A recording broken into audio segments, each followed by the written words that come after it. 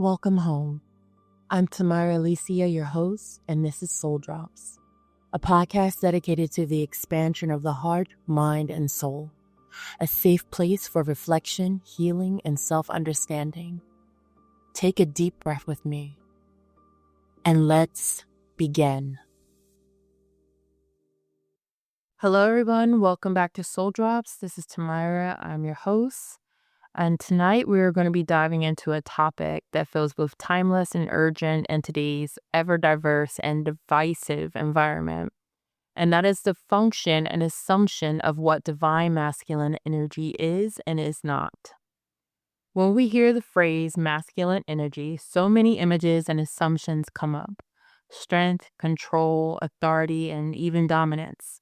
But when we talk about the divine masculine, we're speaking about something deeper: the protector, the builder, the healer. In this conversation, we will explore the difference between how society sees masculine energy and how we actually need it to show up in our lives, in our relationships, and in our communities. Tonight, I am joined by my very first guest on Soul Drops, Omar Angulo. Angulo, yes. Angulo, yes, thank you.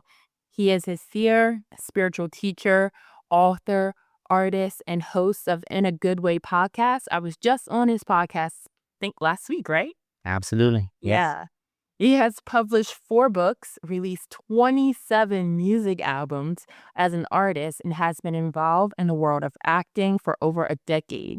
He is also a yoga instructor and practicing medium. So let's give him a little hand clap.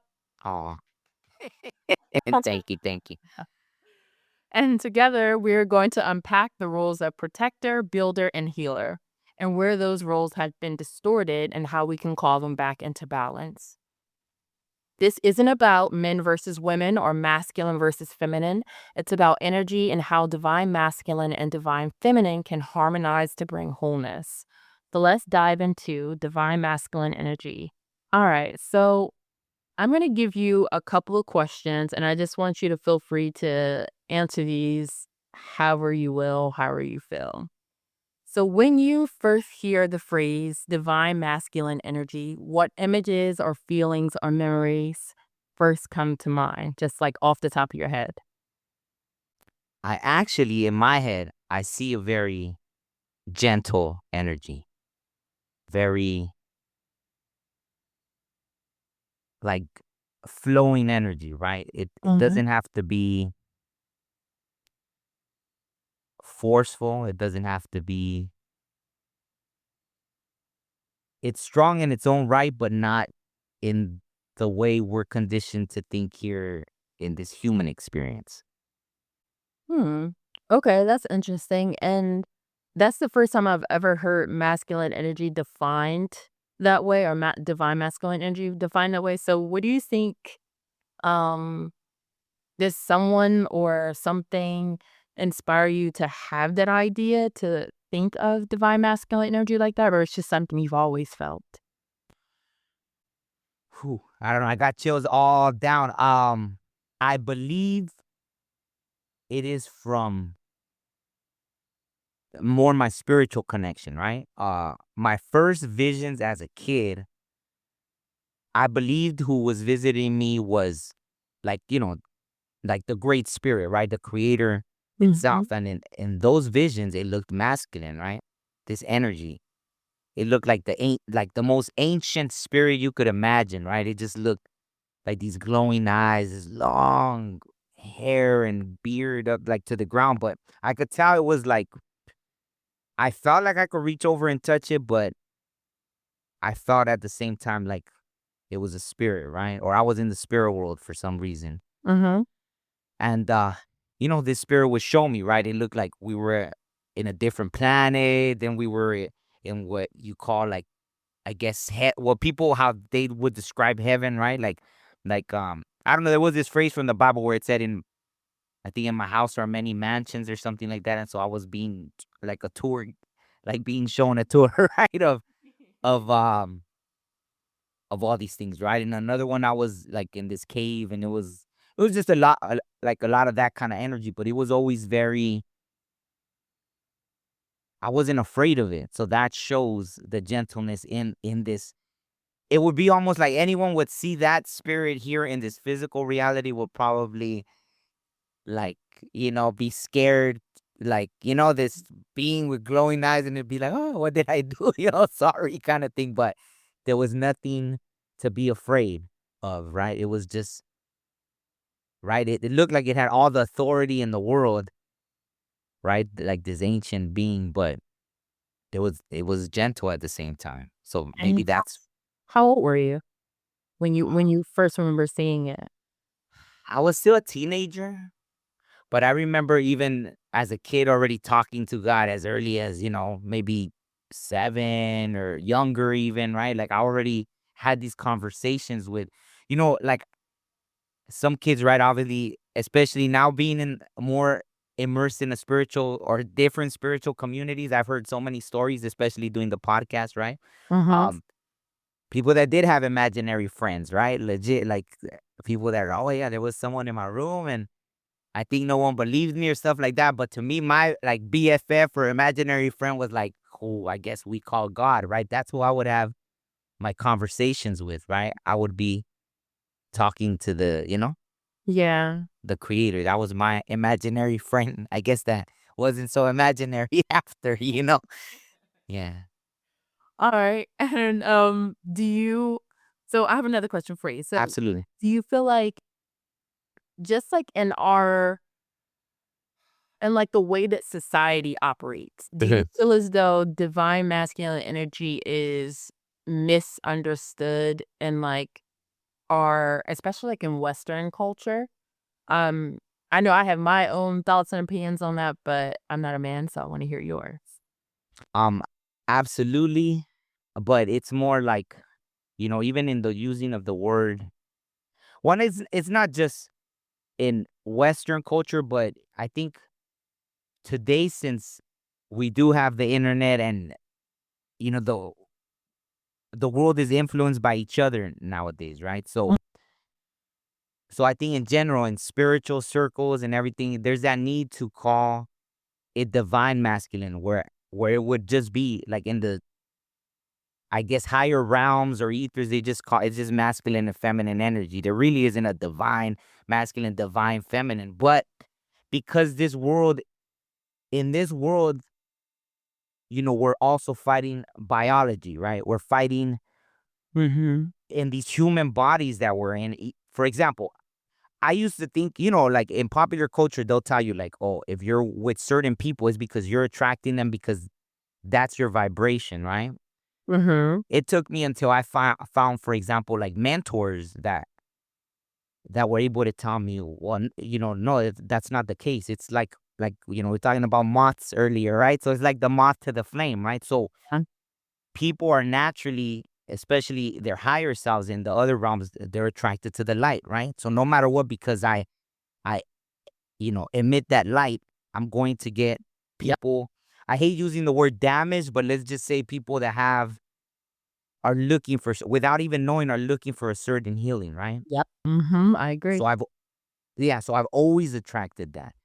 And I used at one point, yeah, I started in this human body. I started believing like, oh wow, maybe I am, maybe that is what I deserve or something, right? Because clearly I haven't fixed myself, I haven't healed from Yeah. my traumas because I keep attracting the same person. But no, it's about you attract because it's the light. Their spirit self is saying that person can help you, right? But then a lot of times you're just meant to kind of maybe show the little light, and then eventually, they have to want the healing themselves. So you're really not. It's like leading the horse to water kind of thing. You could say, "Here's the water," but I could tell I can't make you drink it, so I'm just gonna leave you here with the water. And if you're ready again, I'm sure another teacher will appear, or maybe you'll find your way back to me, and then we could continue on this path. You know what I mean? But I know that's a long answer, but basically, it's just saying that I've came across that where it's even been projected on me, unfortunately, because of that, right? In this reality of, oh, the man's this way. Oh no, well, you raised your voice at me, or oh, like anything could be projected on you as you're displaying that toxic masculinity when it's just like a masculine energy is always going to be a masculine energy. A feminine energy is always going to be a feminine energy. Uh-huh. And I've came across that where I understood that, I was dealing with women that had a lot of masculine energy. Well, first of all, we all have masculine and feminine energy. So already, but where they had to be in that because of situations in this reality of their life, right? They had to step into a masculine role, so they carried still that masculine energy. And we see it, right? Like masculines with feminine energy, feminines with masculine energy, right? So I don't know if I'm making sense. Am I making sense or? No, you're making perfect sense. And also what that kind of makes me think about is I think the reason why people say masculine energy is because there is a distinction between mm, the way we think about masculinity as a society and the way we think about um divine masculine energy. Like divine masculine energy is something that we kind of like aspire to as human beings. Like it would be like the highest version of yourself to operate from that space, and then you just have like plain masculinity, and then you have like plain female, like female energy, like because you can be exert female energy but it also be toxic or be low vibrational. But when you're operating at your highest point of your divine feminine energy, that's a different space than operating out of just a space where it's like, oh, I'm a girl, and like this is what a girl, or not even like I'm a girl, because feminine energy isn't specific to a gender. um but just operating from out of the space of like that kind of like lower vibrational female or feminine energy. Like I think there is a difference between the two. I think that's why we make the distinction, but you're right. Like in the spiritual realm, there is no distinction, but I also think that's because in the spiritual realm, everything is vibrating at mostly everything is vibrating at like a higher capacity, a higher energy. So it doesn't have to worry about jealousy or hatred or anything like these lower vibrational root chakra energies that human beings experience because of our emotions. Um and the same thing with divine masculine energy. It doesn't operate out of that space, and there's also, like, that balance there where with human beings, it could be like, oh, maybe one day we'll be operating out of a very, high space of our masculine energy because masculine energy makes us feel like, "Okay, I can do this, I can get stuff done," like, it kinda can give survival, um, like that survival mentality energy, you know what I mean? Yeah. Like, whereas I feel like feminine energy operates out of the space of like patience and waiting and, like those that type. It's not very action oriented. It is more like creating and crafting and waiting and being patient, where masculine energy is more organization and structure and getting shit done. And I think sometimes we fall into the case of relying heavily on our like one or the other depending on where we are in our lives and like how we are able to be receptive of our own emotions. Absolutely. That makes sense. I think like to circle back even that, like let's just say for I guess for people to understand, since it's been already conditioned, right? Like the divine of this and that, right? Mhm. Um, when we get to that level, yeah, it just doesn't matter anymore. It doesn't like, that's when I started noticing, like I would still go to spiritual ceremonies and sitting in the ceremonies, there'd be women that like would even medicine women and they would start bashing on men and I'd be sitting there Mhm. and it would just put me off. But no, this is more common than you imagine. So believe me, like it's it may seem like oh wow, yeah. See, I'm glad you had that response because yeah, it doesn't seem right not to be in a spiritual setting and then this comes up, right? But it's Yeah. very common, especially with that whole idea of where they say that, oh, the patriarchy, this and that, and the patriarchy ruins so many things. And obviously I'm not in this reality. I don't know where everything went wrong, right? A lot of people blame the religions, right? That the religions were the ones that started teaching that. Because even with tribes, like there was still roles with both, right? Like even there were certain tribes that the elder women would elect a chief, but they would still put a chief in charge, right? So there was still that thing that there was still a male chief, but it was, you know, the feminine energy that elected the chief. You see, so there was always a combination of the two, right? And there you go. It's a blend of masculine and feminine energy, knowing that there's certain roles.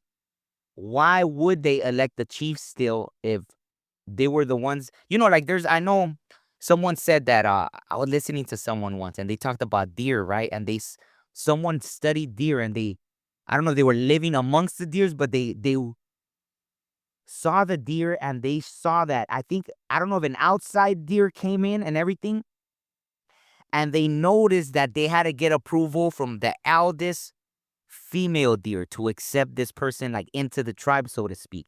So even for a deer to get accepted, the final call, like from an outsider deer to be accepted into their little tribe, so to speak, the final say came from the eldest female deer out of all things. You see, so there's this thing where I don't know how is that a patriarchy? See, so there's these things where I don't know where. I think it's probably more in what we call Western culture, right? The whole Yes, idea. No, correct. I mean it isn't obviously, right? They say like a lot of countries still to this day, like is the countries that do horrible things to women, right? So I don't want to. Yeah, yeah. So But I think even that's operating out of a low vibrational space absolutely, absolutely. because if you with divine and divine female and divine masculine energy, there's no need for competition.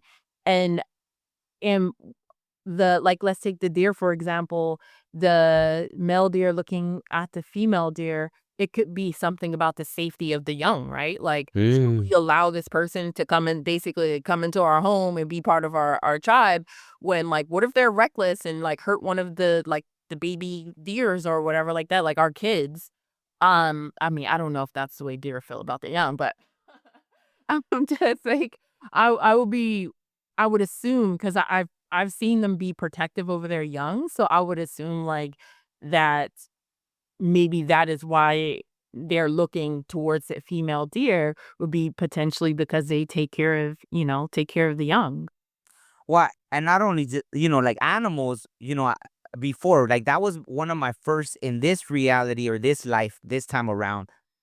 One of my first things was like the spirit animals, right? That's not one of the first ways they started communicating and reopening me back into my spiritual side was the animals because they see an energy. So maybe, that eldest grandma deer can see the energy already, right? They could feel the energy. So at that point, I think it's just that intuitive instinct because animals have that, right? Like it's like a dog, right? Or they Yeah. say cats, right? Like I guess I've had good luck where people's cats will come up to me and they'll say, "Oh wow, my cat never likes anybody," and then Mhm. they'll. So that's how I know, like, okay, if my cat went up to you and they're all rubbing up against you, then okay, you must not be because Too bad. my cat doesn't like nobody. Yeah, yeah, exactly. So I think, yeah, in that instinct, and see, I'm glad that came up because see, that's a perfect example of the feminine energy, right? We think of feminine energy as very intuitive. So even myself, and you used the perfect word earlier, balance. That thing that's really all it is, right? When we get to that state that we would call divine masculine and divine feminine, really what they've achieved is the balancing of masculine and feminine energy. That's really all it is. So at the end of the day, you can't have one without the other. You really can't reach that level of a divine feminine without balancing your masculine. And you Wow. can't reach the point of a divine masculine without balancing your feminine. That's really all it comes down to, right? So Okay, so I want to go back and touch on what you said about you being in, I guess it's a spiritual event or group or something, and there was a female there that was making negative comments about men. What did you think about that? Like, how did you feel about that in the moment? What do you think?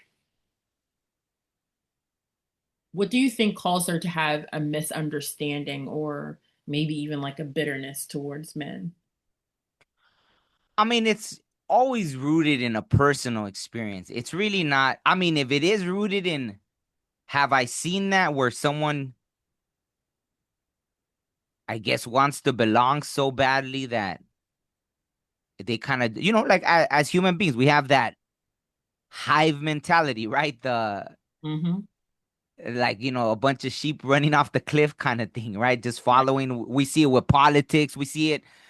My first glimpse into that, I'm glad I got to see it, was like, I only got invited. I've only been to one actual football game, right?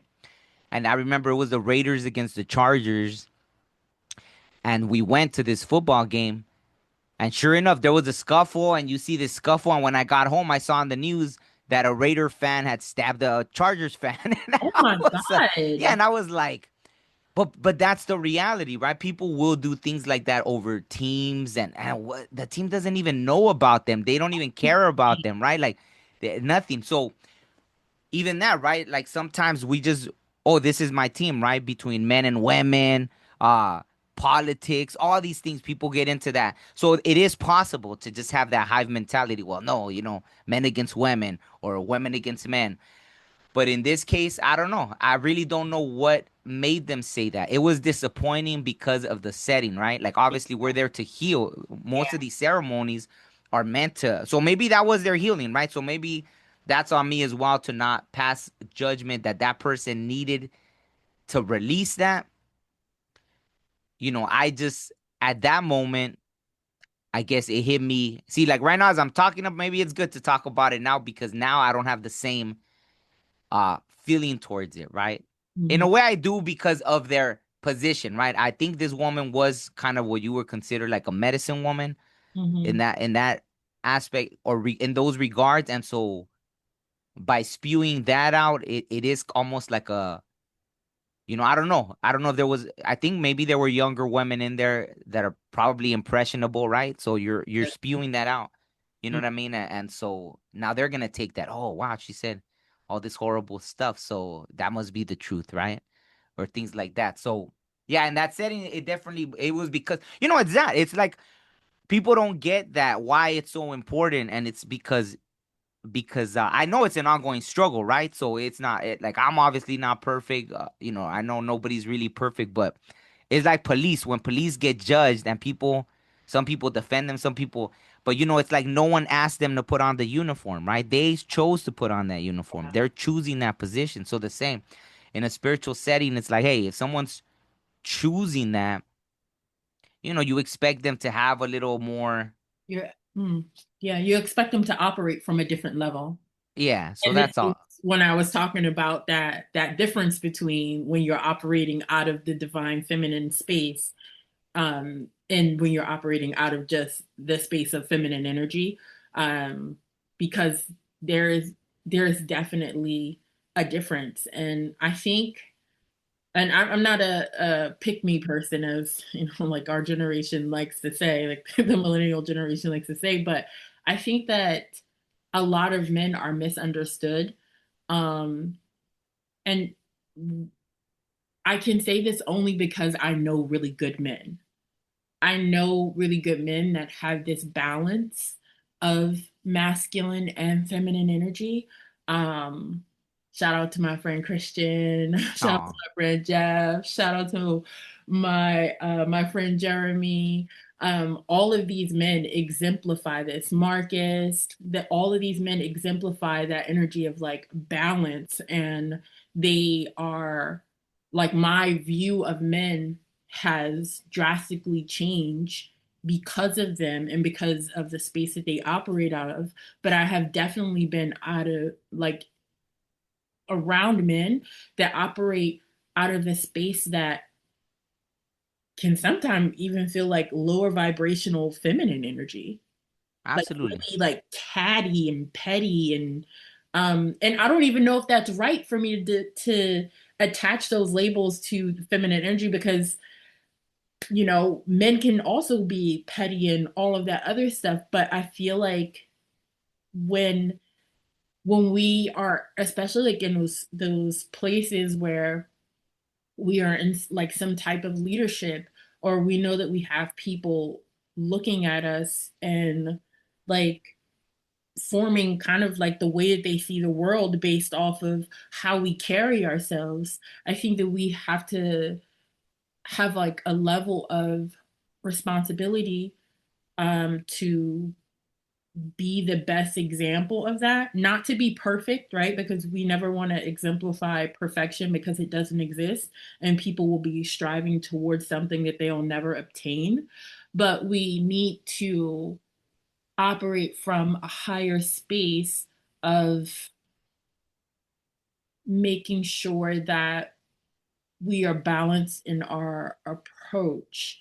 And I think that there are a lot of men that do that, but they get overlooked. It's kind of like when we were talking before, like on the last episode, not the last episode of my podcast, but podcast.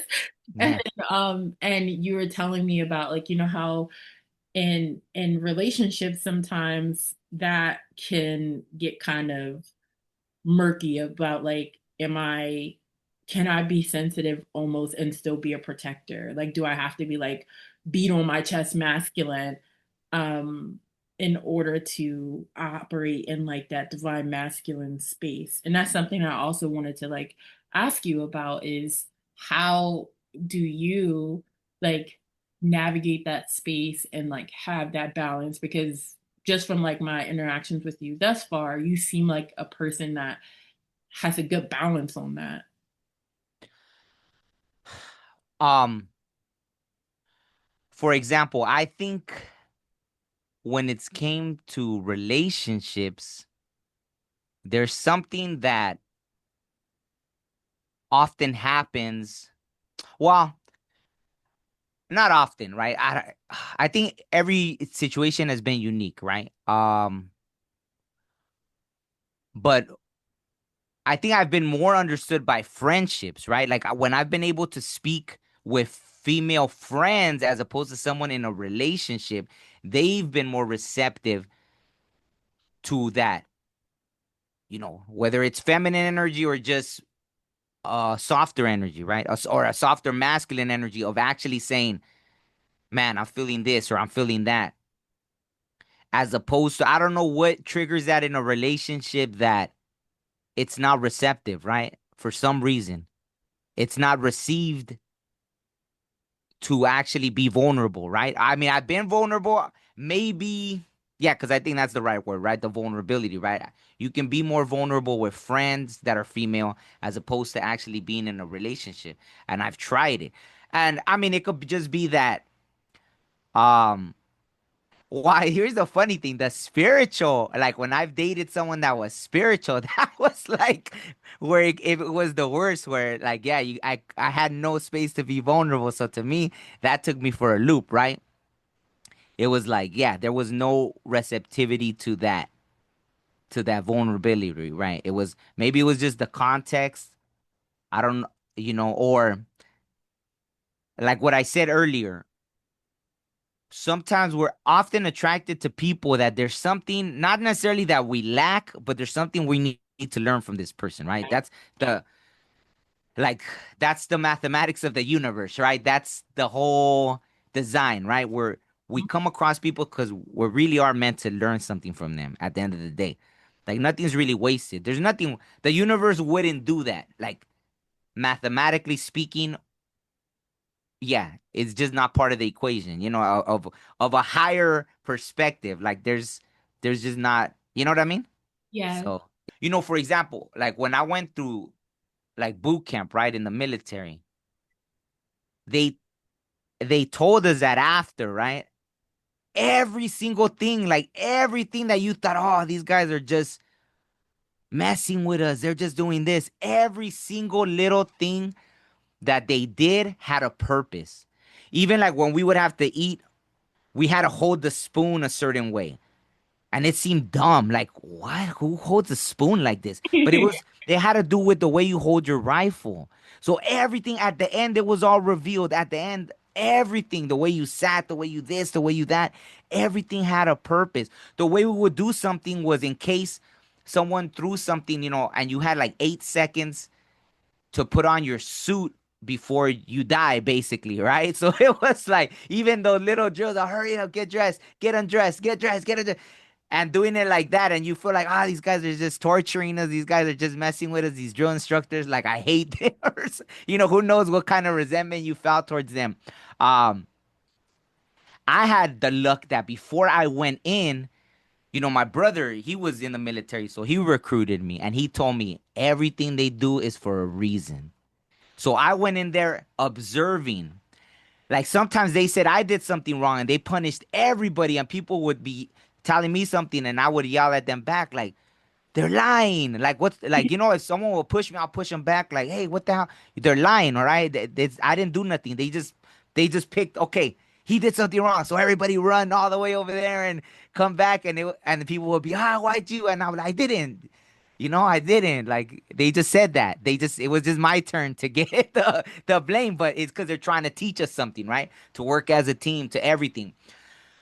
So okay, think about if us humans do that, you think the universe doesn't do that? Everything is a huge design, right? So every single person we come across, there is a lesson to learn.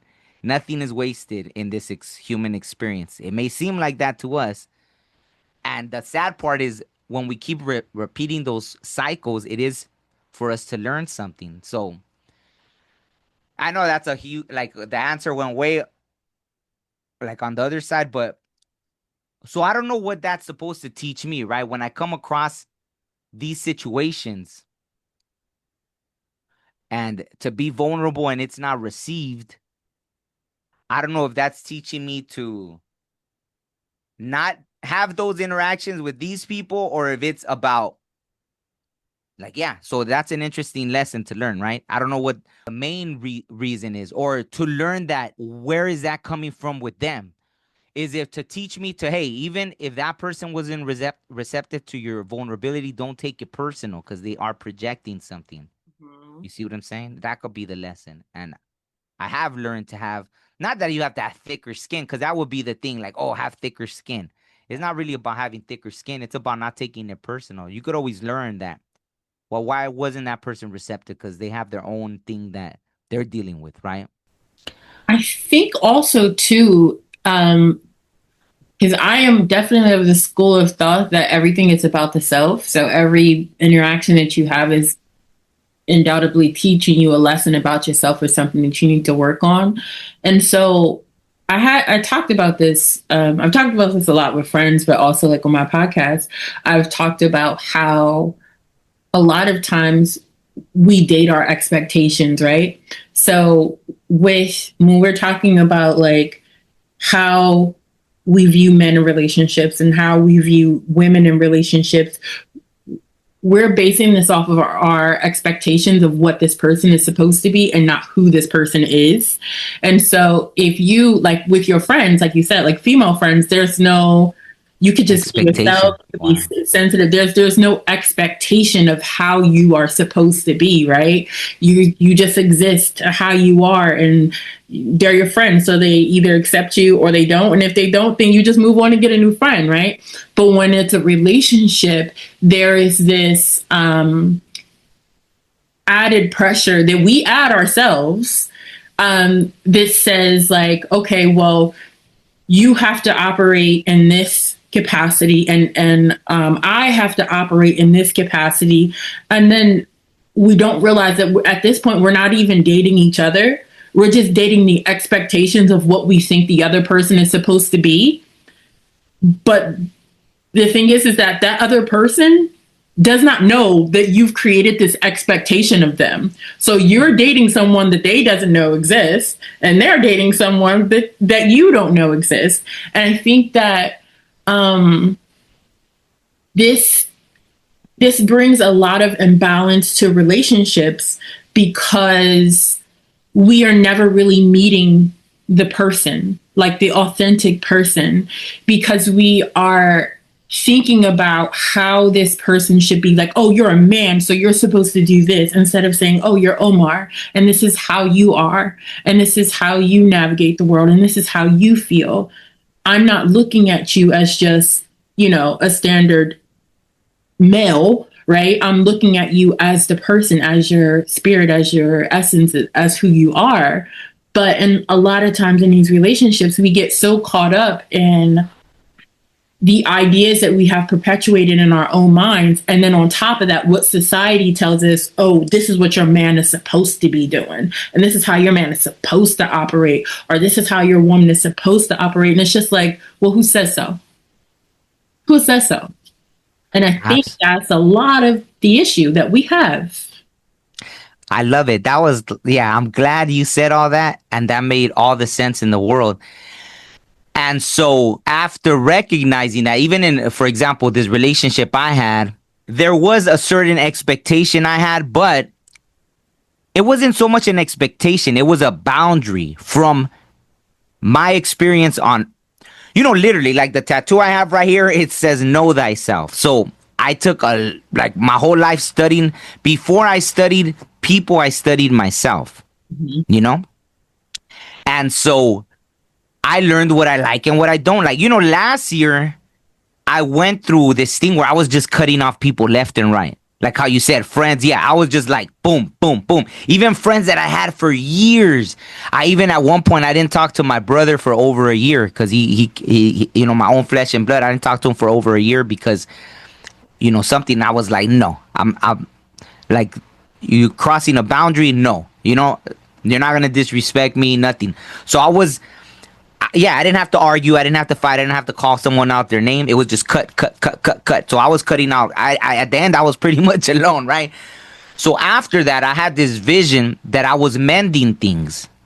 It was weird. I was like floating up in the air, and there was this huge wheel, and all the spokes were coming back. Like I was mending all these things. So I knew, I was like, okay, I think this year I'm supposed to start mending things. And sure enough, some people I reached out to, they didn't want to talk to me anymore. I was like, cool. Okay. They were like, well, I want to know what I did. All right, well, this happened. And that's when I stopped talking to you. Or, because I didn't really explain, and I understand people need closure. So I was like, okay, well, this is what you did. And this is what. So I'm I just drew my boundaries, right? But then obviously this year I tried to be more understanding. So like you said, when we're in a relationship, it's a little different, right? Like friends you could just cut off, or different people you could cut off. Mm-hmm. But so in a relationship, for example, that I'm used to nobody calling me out my name, right? Like nobody says any kind of bad words towards me. Nobody. And here I was dating someone that they said that's what they were used to. And I was like, okay. I accepted that that's a part of them, but I told them it's fine. For example, like, they were like, oh, this motherfucker. And I was like, hey, nobody talks to me like that. Like, I used to talk like that. So I get it, but referring to me, I don't like it. I'm sorry. That's just not part of who I am. I've outgrown that or whatever. I don't want to I don't think I use the word outgrown because I didn't want to put them down in a way, trying to say that they're not grown. I get that that's just part of who they are. That's how they talk. I said, hey, I cuss a lot too. It depends, right? Like even explained it to them that way. Hey, at work, would you go to your boss and be like, hey, this motherfucker? Well, you wouldn't say that at your job. So how is it that in a relationship, all of a sudden, like, hey, I'd be like your ride or die. I'd be over here for you, like things that boss, they're writing you the check, but they probably wouldn't be ride or die for you like I would. Yeah, you can't comprehend that. Your ego is coming out and saying, no, you're trying to tell me what to do. You're trying to change me. You're trying to this and that. This is who I am. No, this is just my boundary. I don't operate like that, and that became an argument, right? In a relationship, that became an argument that I set the boundary that, hey, it's fine. You could talk to the world like that. But it's funny that at a job, you wouldn't think twice if I told you, hey, like if a boss, like, yeah, you can't talk to your boss and be like, this motherfucker, because you'll get fired. So Why wouldn't you respect your partner telling you, hey, yeah, nobody talks to me like that. Please don't talk to me like that. And that was a problem, right? So that's an interesting dynamic. It wasn't me trying to change someone, like how you said, the expectation, but even that, setting a boundary. And I think it's really important to identify that sometimes it's not someone trying to change you, it's just a boundary for themselves. So how would you define it? Do you think I set an expectation for myself, or it's a healthy boundary that, hey, I don't operate like that, sorry, can you please not call me that? So I think that's a two-part answer, right? So the first part is very simple. You have boundaries and you don't want anyone to cross them. This was a way that I used to talk. This is a way that I used to conduct myself. But at this point in my life, that's no longer how I operate. And I don't like to surround myself with people that don't operate within the same space that I do, right? So I think that has to do with number one, like putting down your boundaries, and then also thinking about the type of people that you're still allowing in your space, because it's that too. Because sometimes we'll stop doing things, but we'll still allow people that are doing those things that we no longer do to have access to us. And then we like feel some type of way when they're bringing up old behavior of how we used to be. And it's like, okay, but if you really move beyond this space, that means you need to change the dynamics of the people that you hang around. Like the groups of people that I hang around now are nothing like the groups of people that I used to hang around in my past when I was doing all kinds of stuff, right? And so I think it's that aspect of it. But on a like going back to this conversation about the divine masculine and the divine feminine, like this is a perfect example of that, right? So you have a man telling a woman, hey, I don't like it when you talk to me like that, expressing an emotion, right? Something that you would kind of, in our society, we would automatically say, oh, this is such a female thing to say, right? But he has feminine energy in him too. So he's allowed to express his feelings because he's a multi-dimensional, emotional being. And then the female is very aggressively, like, oh, well, no, you can't talk to me. You can't tell me what to do, right? That's that very, like, beat on my chest when you think about masculine energy and action and fighting and just that kind of like tougher energy that men tend to carry. And so it's kind of like you are confronting me with an energy that I don't feel comfortable with. It wasn't even really about you telling her this. It was about the fact that you were mirroring something that she could not express herself. She was probably bad with expressing her emotions in a way that was healthy, in a way that you could just sit down and like have a conversation without getting to an argument. And that is because she may have been struggling with her own feminine energy at the time. So you presenting that to her in the way that you did, in a way that could be, maybe she deemed as feminine or laugh at us like, oh, that's a girl, that's weak, or that's sensitive, or whatever. Like, no, that's just you being uncomfortable with your own lack of feminine energy, with your own lack of being in touch with your divine feminine energy, but you seeing it in me. So it's like it's making you feel some type of way. So instead of you being in your energy of like, okay, feminine energy is also about being very receptive, right? Not receptive in a way of violating your boundaries, but receptive in a way of like holding things. And so if you were to say this to, let's say you were to say this to a woman that is more balanced, she would say to you, you know what? I apologize for that. I didn't realize that that's how me speaking to you made you feel. It won't happen again.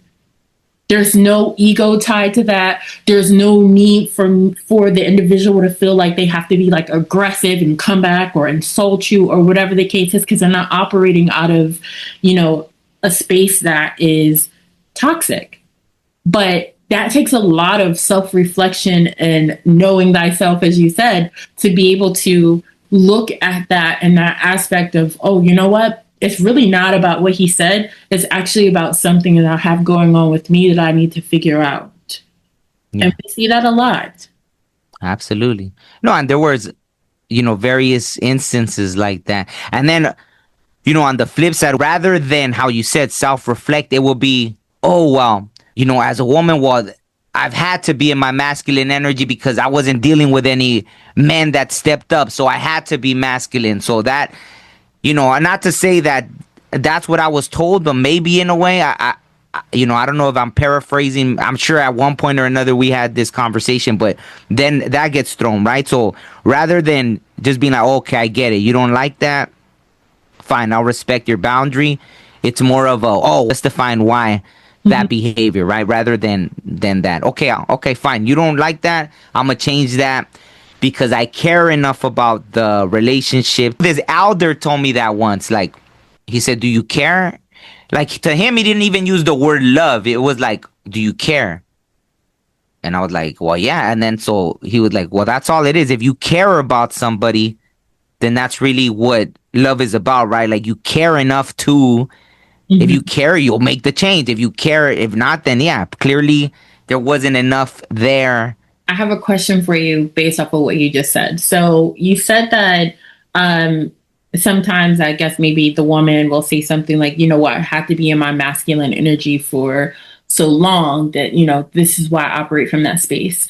So I have also heard that a lot too. And I've also experienced that. Like, for me, it was very hard for me to connect with my feminine energy, but it wasn't necessarily because, like, I had an issue with a man. It was more so because of like a lack of relationships with females that were happy and healthy. So it was very close. It was very hard for me to get close to women because it was very hard for me to get close to my mother.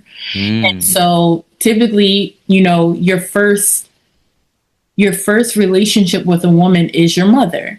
And so from there, how you interact with, engage, and feel safety towards other women is going to be through the lens of how you felt that with your mother.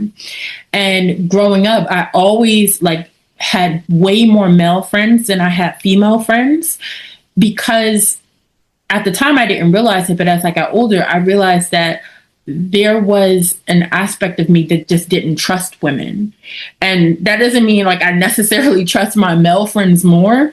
It just meant that I felt a distrust with women specifically because of my mother. I saw the way she operated and I just felt like, I don't know about girls. Like they seem kind of shifty. They seem like they'll do some stuff. And so that was, for a very long time, my idea of how women operated. And so that affected my relationship with myself. Because if I can't connect with females and femininity, that means I struggled with connecting with it myself. So I was like a tomboy growing up. When I got older, I didn't wear any piece of makeup until I think I was in college or something. Oh. And I was just not a girly girl. I mean, I wouldn't consider myself to be a girly girl now, but definitely a lot more than when I was younger and really struggling to connect with that aspect of myself. And so I realized throughout, and this is why I think relationships are partly lessons, right? I had relationships with men where I definitely had to be in my masculine energy because I felt like I couldn't trust them to be this protector or provider or the things that you would typically associate with a man that is in his healthy masculine energy, right? And so and just for the sake of the podcast, when I say provider, I don't mean you just give me everything that I tell you that I want. I mean, and just in terms of how we think about provide safety, provide protection. That could also mean providing financially, but also other aspects, because there are other aspects of things that are healthy masculine, I guess, traits kind of that I associate with men. And so I did not feel that there, especially safety was a big thing. I didn't feel safe in a lot of relationships, but also since I didn't have representation of growing up with a father, I didn't know how to necessarily navigate that space. So it was kind of like trial and error. Mm. So I leaned into my own masculine energy as a form of protection, as a form of like hyper independence, because I knew that I couldn't depend on anyone except for me, or at least that's what I thought at the time. Mm. And so, like, throughout my relationships, it was like the more I healed, the more I attracted people that showed me, like, okay, you still need to work on this part. You still need to work on this part. And everything was like a continuous lesson. I was like, okay, like I'm getting it. And like my last kind of like two relationships ish, definitely helped me to really lean into my feminine energy, as far as like safety and protection, and not feeling like I had to really do anything other than like exist and um, be like, I would listen and be receptive, and I would, I felt safe enough to allow this person to kind of like lead me in a way, not like lead me off a cliff, but like, like lead me in a way of like the relationship. I trusted their intentions for the relationship, but that only happened because I started to lean into my feminine energy more and more and more to heal that aspect of myself. But Mm. a lot of times when you're in survival mode as a woman, you are heavily invested in your masculine energy. And it's always like action and protection and defense and just like very hard energies. And so you really, when someone comes along and they are that energy, right? That energy that you have been searching for, that you want, it is very hard for you to like release trust, because you feel like, what if I trust this person and then like they ruin me? Mm. Like, I don't know if I can recover from that. Like, how do I allow someone to lead me without being terrified? How do I allow someone to provide for me without feeling like tomorrow when I wake up, they're just going to leave? Mm. So it's fear, it's abandonment, it's lack of trust, it's being within that masculine energy for too long and really being uncomfortable in your own femininity, your own, like, you can dress up and put on a dress and wear makeup every day. That doesn't mean that you are in your feminine energy. That means outward, you like pretty things, but it doesn't mean that you know how to sit in that energy, because that's completely different. Absolutely. No, no. Thank you for saying that. While you were speaking, there was questions I had like, how did those relationships end? Um, well, the one ended just because we didn't want the same things at the end. Okay. So Hmm. we're still friends, but it's just like um I I don't like wasting my time. So if we don't want to end up in the same place, then where are we going? Yeah. And just the other person, just the distance was too long. Mm. But I am still extremely grateful for those relationships because of how I felt in them and like what I learned. And I even expressed that to them, like, like, I'm grateful to you because this is what I learned from you. And Mm. so it made me feel a lot softer, and it made me like lean into that aspect of myself, and um like really work on that feminine aspect of myself. And because I was usually back in the day, like especially in my early 20s, like you couldn't tell me what to do. Absolutely not. As a guy, you could never tell me. I would do whatever I want to do. But now it's like, okay, if I trust you and I'm receptive to you, then I'll listen to you. Mm. But back then, oh no, I was not listening to anyone, like especially a man. Yeah. And I know that like I equated a man leading as a man controlling. And sometimes, if a man is in his lower vibrational energy, that leading is control, right? So I don't want people to get confused. But a man that is operating from that higher space of his divine masculine energy is there is no control because control is attached to the ego. It's just this is my place and I'm not walking ahead of you, I'm walking beside you. Like we're a team and we're working collaboratively together. What I do doesn't mean more than what you do and vice versa. And I think a lot of times we get that conflated when we think about, okay, well, my man is going out, he's working and working this job or whatever, and then I'm at home with the kids, or I don't know, not with kids or whatever. I'm just staying at home. And we think like, okay, well, he has more value because he's going out to work, but she doesn't have any value, right? Or when the situation is switched. And so I think that a lot of times we look at that from like this very basic human ego tied level and think that what she is contributing is less than what he is contributing. But how are you comparing two things that are different? We wouldn't compare the taste of an apple to the taste of an orange because they're different. That doesn't mean that they're not equally good. It just means that they, like they're different flavors.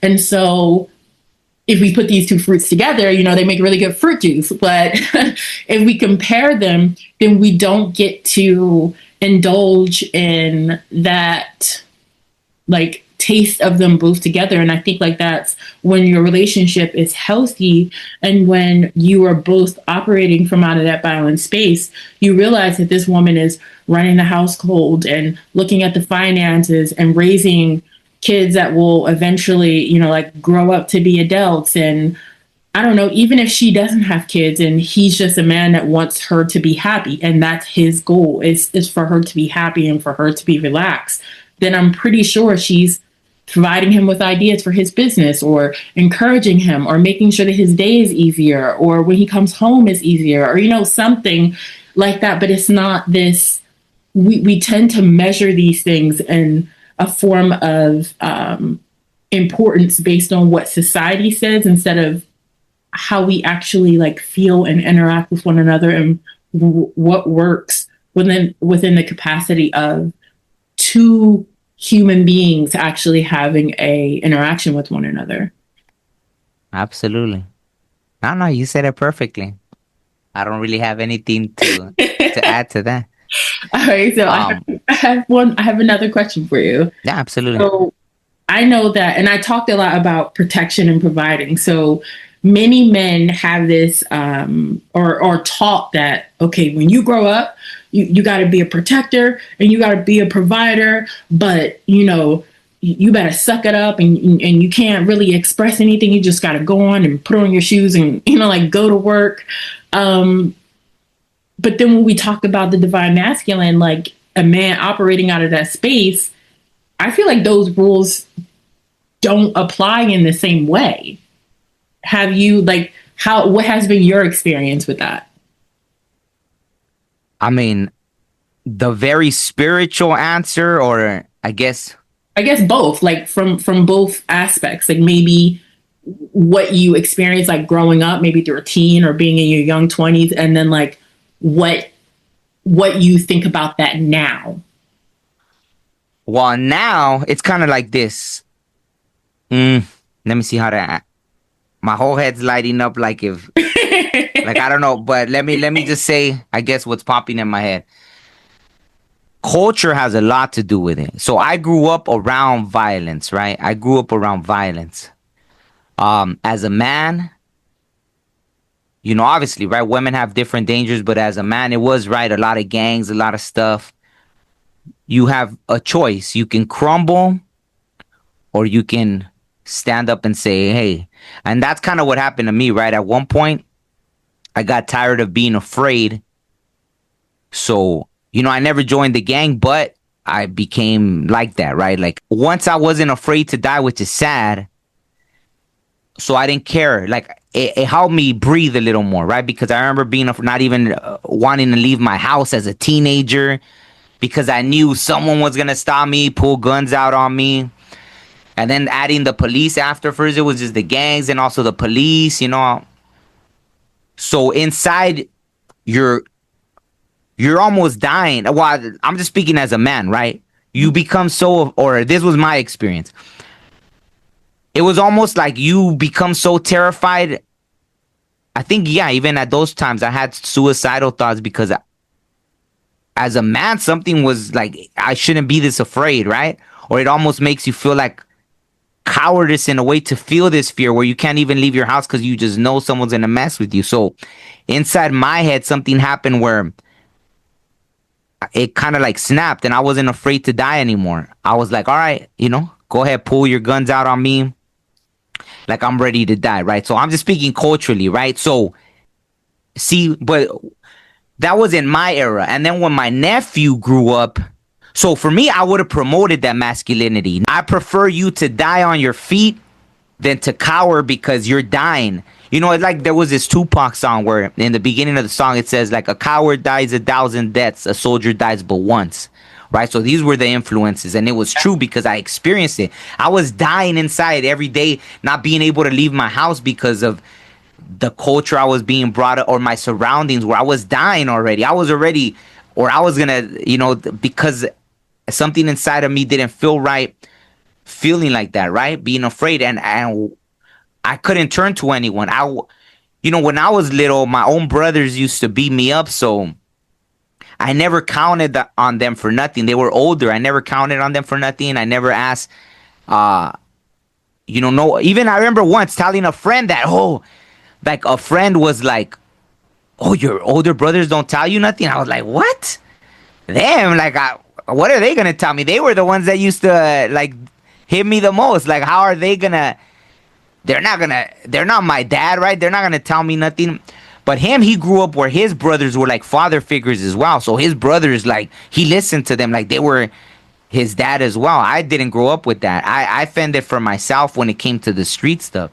You know, so I didn't have an older brother to turn to or cousins, right? All my family, I didn't have no family here. Like some people had like 50 cousins that they could call and, hey, I need you to help me out or something. I didn't have that.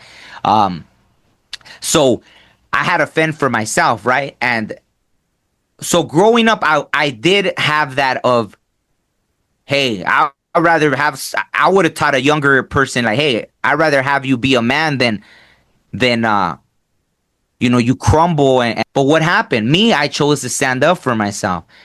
And that relieved all that, right? You know, and in part, that's why I went to the military, right? I did it for myself. I had to prove something to myself. Once I came back from the military, I noticed that instantly all that was gone, right? Like if someone looked at me, I didn't like, you know, I was that. Like if someone looked at me, I looked at them. Boom, locked eyes. Like what, right? Like I had to. That was how I had to prove my manhood, right? It was like someone looking at me, boom, right away. I don't care if you were from a gang. I don't care what. Like my eyes locked on you, and what? You know, what are we gonna do here? But once I came back from the military, that was gone. I proved everything I needed to prove, right?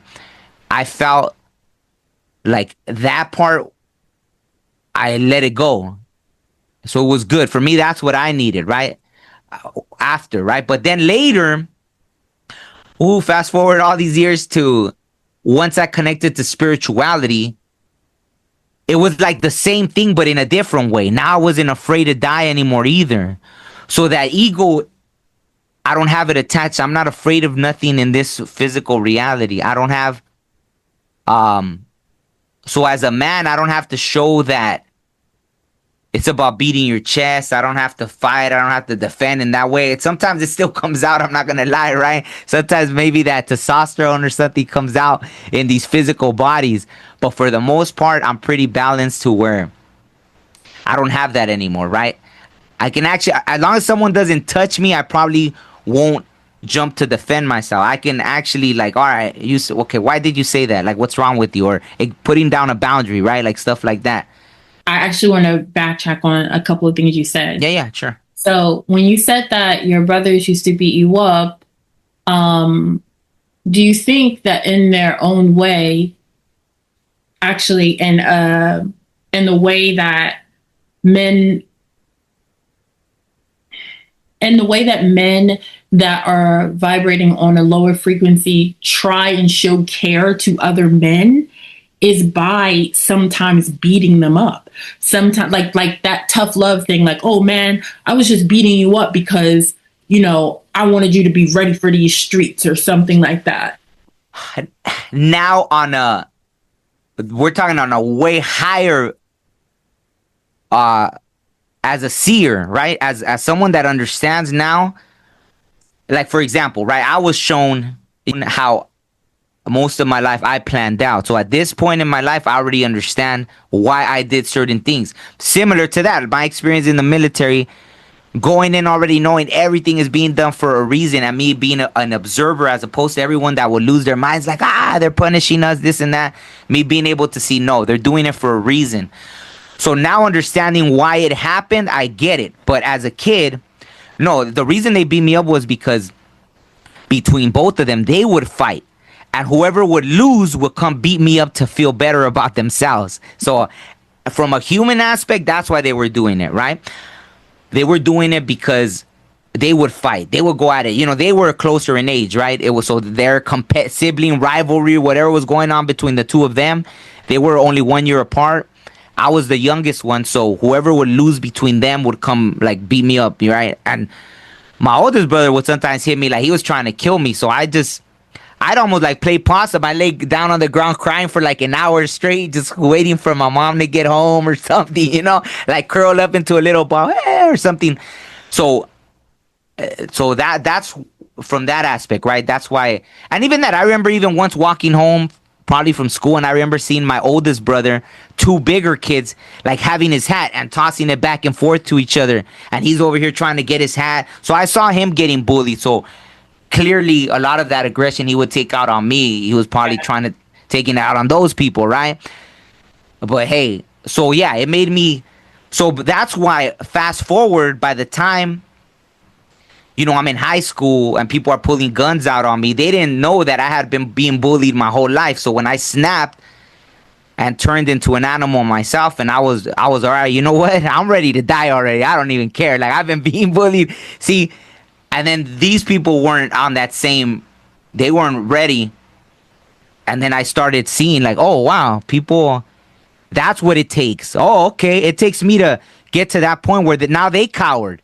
Now they're like, oh no, man, I don't got no problem with you. Nah. We're cool. Wait, a second ago you were just like, what happened? What? You were just trying to bully me now that I came, you know what I mean? Stuff like that. So now you're in, well, it's, so I then I fell in love with that, right? You do. Then you're like, oh wow, okay, people, this is what people respect. In this world, people respect that. Tupac said that like once. He was like, fear is stronger than love. I'll remember that. He's all the love I showed, all the nothing. It didn't mean nothing. Fear is stronger than love. That's what Tupac said, right? And then it was true. I experienced it for myself. It felt better that for people to be afraid of you, because you could be the nicest person in the world. In the world I was growing up with, love didn't mean nothing, right? Like they eat you alive, right? Like they like that. They'll just eat you alive. So I had to survive in that way. That was my survival. That's a very masculine experience because oh yeah, girl, that's you ever. And that's what people don't understand. When I've tried to explain, even when I was dating someone that I couldn't be vulnerable with, I didn't need to show them, hey, you have no idea the life I went through. You got no clue. I never even told them. I'm telling you right now, but I never even explained to them. Every day was survival for me. Every day. And before I had to have cops pointing guns at my head or gangbangers, it was with me struggling whether or not to, as a kid, take my own life because of just being afraid, right?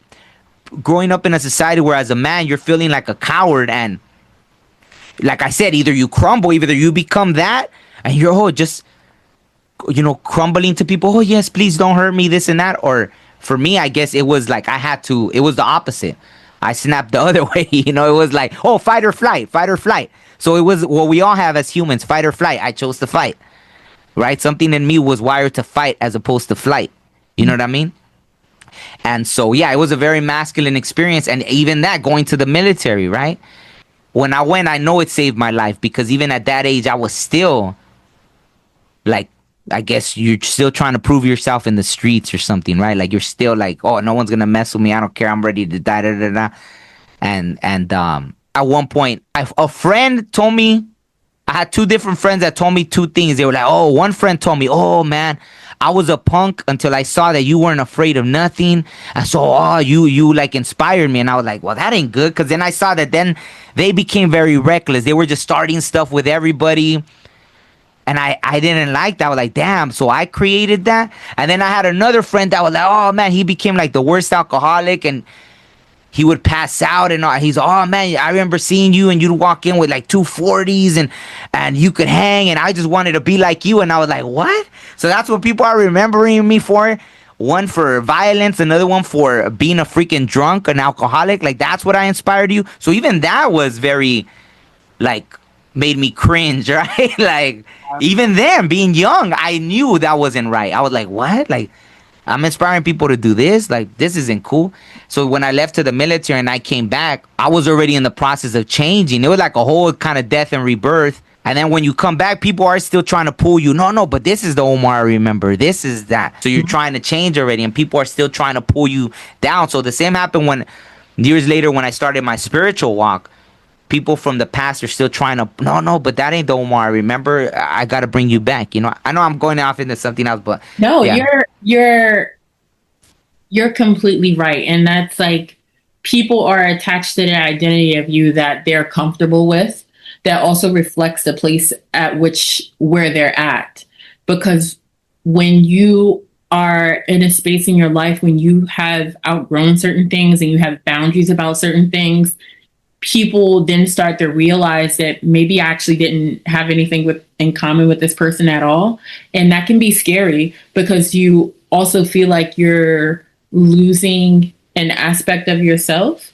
But I want to like briefly touch on what you said about you feeling like you inspired your friends to like walk down this path that you unintentionally didn't mean to. Yeah. Now fast forward to the person that you are now. How do you or do you create spaces for other men to be vulnerable, to talk about their feelings? Like what is that like for men? Like do you guys have these spaces where you can come together and talk about like your feelings, or is it just like grunts and shoves or something? No. The only spaces I had were like in the native spaces, right? Mm-hmm. That when I started going to sweat ceremonies, like it was over. I want to say it was around 2014, right? And that was the first time I seen or interacted with men like that, right? Even hugging, I never used to hug. I mean, you know, you'd give pounds to your friends and this and that and whatever.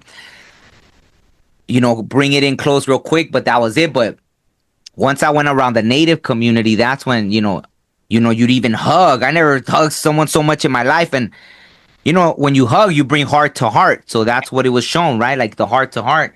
And that's the first time it became like that. It became something different. And I was like, wow. And what is that? That's like the oldest ways, right? That was like pre-colonialism, pre all this. So it showed that no, we had this. We had these ways before, right? Yeah, I'm getting chills all down. So that's what then I really started changing. I saw that it is okay to be vulnerable, right? It is okay. That's when I started speaking even differently, like in that way, right? And then having elders around, being around elders that I could ask questions to and this and that.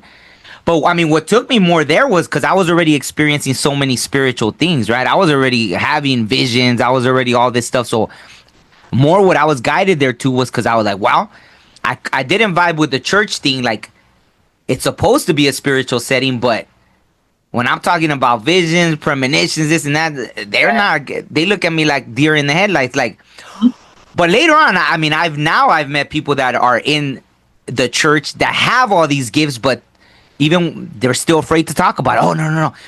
Like if I've said that to someone like, oh, so you're psychic. Oh, no.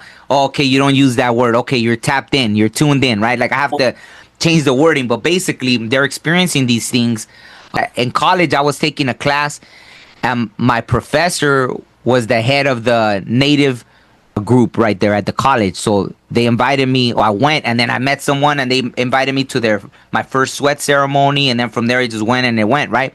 I started meeting people, but there in those circles, yes. But in these spaces, yeah, it's as vulnerable as it gets. It's the most, like, it's the epitome of probably what you would call like divine masculine or what. But it's not even just it's just the balance. It's just perfectly balanced human beings with open hearts, vulnerability. I had an elder once that kind of got out of line, and I was being respectful, but someone else checked them, and I was like, wow, that was a beautiful thing to see, because yeah, sometimes even in these circles, like I said, with the with the woman that even started bashing on men, sometimes you do have people here and there, right? But for the most part, it's been the best balanced community that I got to, that helped me grow tremendously, right? It helped me feel safe. When you talked about feeling safe, it helped me. That was the key. It helped me feel safe to be me. It helped me let my guard down. How you said, like, even right, oh, as a woman letting your guard down, it helped me as a man let my guard down. Now I don't have to beat my chest, because I had to do it for so long in survival mode. Even in the military, even like all these things, and even at jobs, right? Even at jobs, you have supervisors that just because you're a man come at you. So I've experienced it even in those settings. So finally to be at a place that it was okay to be safe, that changed everything, right? So I want to create these spaces now that I'm no longer as much around. I still have connection with some native friends and everything, but I want to create that space, because even now, for example, I became I did my thing to become a yoga instructor. And even in those spaces, half the time I'm the only man in that whole space, right? And even that's brought me a lot of healing. It helped with anxiety. So it is needed. And where it's often seen, like, these are kind of things that are sometimes seen as feminine, but they're really not. They're very nurturing. So I think there has to be that distinction of just because something is nurturing it doesn't mean it's just a place for women, right? Yeah. It's a place where men could find the healing as well. So I want to, going forward, I definitely want to try to create these spaces. So that is a goal of mine. So I'm glad that you asked that, because that is a goal of mine that I'm not doing yet, but I want to, now that I'm teaching yoga. Like, even that, I've been teaching yoga classes, and yeah, it's all women. Even me as an instructor, like, So I guess maybe I have to invite men, right? I have to be like, hey, I have to reach out to men and be like, hey, come to my yoga class or stuff like that. You know what I mean? How do you think, or I guess, like, what type of advice would you give to younger men that could be listening that feel like they're really struggling with the idea of what a man is supposed to be, and like what type of man they are, and like their identity versus the identity that is, being kind of perpetuated to them, and like how they would connect with other men to have that type of safety that you felt when you went to like those sweat meetings. Like, what type of advice, I guess, would you like give to, like, if you have, like, I'm not sure if you have kids or not, but if you have like a son, or if you have like a teenage nephew, someone is like very impressionable going through this phase of like defining like who they are and what their masculinity means, and what it means to be a man, and all of these things. Because I feel like not a lot of people ask those questions of men, and they're just kind of left to figure it out on their own, and they're stuck in their heads about it. I think it's important to find the communities, right? Yes. Everyone needs to find, even if you could only find the community online, the way this world is, you're going to be faced with that still, right? Like, for example, my survival had to be, I had to do a lot of masculine things. I had to work out and be ready to fight and all this and that. And that helped me survive. So for some reason that kept me alive. Could I tell anyone not to do, like, if that's what's going to keep them alive and continuing on this journey that they're on? I don't know what's written for each person, but obviously would I like to see a gentler world, of course, right? But look at the outside, right? How it's going. So the best thing is to find communities. For example, Native people understood that, right? Like when they would go to war, for Native communities, that's what the war paint was. When they would put on their war paint, it was like a whole different, it was almost a ceremony in itself. That war paint meant that's not really, this is what you have to do right now to protect, to go to war for the tribe, to, well, really more to protect, right? This is that. But then when you wash it off, it's like a ceremony too, right? You're washing off and you leave it. So that idea was taught. But I think community is everything. You have to have mentors. Mentors are very important. Someone that's going to teach you the right way. Like, for example, even with the music we listen to, imagine songs that we're hearing nonstop that are brainwashing us as kids. Yep. We're hearing them more than our parents, more than anything. I grew up listening to a lot of rap that was telling me a certain way to be with females. So I had some of that. At the same time, I was lucky that I had a lot of women that had my back. So I had to wrestle between that. I had to wrestle with what the rappers were telling me how to treat women versus, like, having experiences with a lot of women that were very kind to me, right? And that went a long way. Like, wow, they were showing me kindness, right? When I hadn't been shown kindness, right? I hadn't been shown kindness from the world, but somehow, I'd meet these women that were showing me kindness, and they didn't see me as like the thug life me, right? They just saw me. Those were conversations that I had, right? Those were very nurturing experiences I had. For the younger men, you have to have mentors, and the right ones. It's all about the right ones. But, the elder, 80 something years old, that's literally what he told me. Like, his teaching was, are you a healer or a herder? And I would be like, oh, but what if? And he was like, you're either a healer or a herder. Which road do you want to choose? That's simple. You're going to be healing people or you're going to be hurting people. And so what road, even as a young man, do you choose? And along that road, you'll notice yourself. If you notice you're starting to hurt people, then go back to that healing road, It's that simple. That's it. Off it, right? Even me, right? Like, I know I could veer off it. Someone could cut me off on the road, and I'm like, even just projecting that energy, I know now how strong that is to just project that. Someone cuts you off and you're like, you bleep, and then you're like, yeah, we still experience, like, I'm definitely not. That's relatable because it's easier for people to talk to someone about deeply spiritual or deeply emotional things when you feel like they can relate to you, because they don't have like that holier than thou, syndrome happening, like that God complex happening. Because I know, like, I have met lots of people, especially at the very beginning of my spiritual journey, where I felt as though I couldn't connect with them because they set themselves up so high on a pedestal that they felt unreachable, and not unreachable in a way that I felt that they were better than me, but unreachable in a way that they were so caught up in their idea of what they thought spirituality was and how they had to be, almost like as if it was like an aesthetic. They didn't realize that, like I said before on your podcast, like, people be thinking spirituality is like all love and light, and it's like, no, it's a lot of dark shit in there too. Like, it's a lot of shadow work. It's a lot of, like, literally diving into deep trauma and learning to accept the dark aspects of yourself. Like, it's not, it doesn't go away, right? It's there. It just becomes like a part of you that you understand and that you're constantly, like, loving and having compassion for.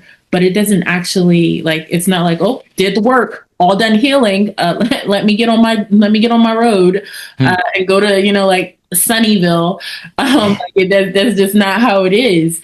And so, like, I can remember, like, very early on connecting with having trouble connecting with people that were operating from that space. But let's say if I met, like, some random person somewhere, and they were like having a drink and cursing and telling me about like their spiritual experience and something like that. It felt more relatable because it's like they're not just like they're not just like talking the talk, right? They're actually walking the walk. It's like when you get a boss and comes into a new place and they start telling everybody like how to do the job, but they've never actually done a job. Like they Mm. start from the ground floor, you know? They just came in as a manager, so they don't know anything. And then you have the manager that comes in and is like, oh, hey, yeah, I started here, so I know everything that you're doing right now. I know the process. I know it could be frustrating, like all of these things. And you feel like you can relate to this manager more because they have like this experience of going through these real gritty, tough experiences. And you can like connect with them through that. But when you don't have like, when you're not like, I hate to say like a real person, but when you are not, when you're trying to project an idea of perfection or this is what it means to be an enlightened being, then there's this disconnection that human beings can't attach to and relate to. And that's also why I think like some of the greatest people that make the best healers are people who went through a lot of trauma and they went Mm. through a lot of darkness because there is a level of you that can deeply, deeply resonate with people. I know for like myself, like I can fully understand people and their trauma and their pain and their hurt because I went through so much myself. And I know personally that if I did not go through half of the shit I went through, I would be completely unrelatable. Yeah.